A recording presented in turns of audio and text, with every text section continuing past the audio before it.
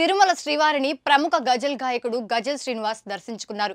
శనివారం ఉదయం వీఐపీ విరామ సమయంలో స్వామివారి సేవలో పాల్గొని మొక్కులు చెల్లించుకున్నారు.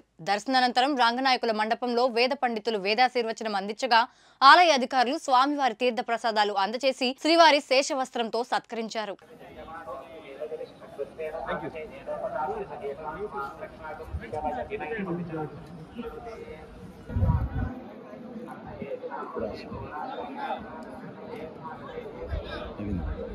ప్రస్తుతం ఒక 25 భాషల్లో విడుదల చేసి వచ్చే సంవత్సరం జూలై 2025 సంవత్సరానికి శ్రీమద్ భగవద్గీతని 100 భాషల్లో, అంటే భారతీయ భాషలే కాకుండా ప్రపంచ భాషలన్నింటిలో కూడా 100 భాషల్లో భగవద్గీతను విడుదల చేసేటువంటి ప్రయత్నం చేస్తున్నాము. రికార్డింగ్ ఇవాళ 18 భాషల్లో భగవద్గీతను రికార్డ్ చేసి స్వామివారికి కృతజ్ఞతలు తెలుపుకుందామని తిరుమల రావడం జరిగింది.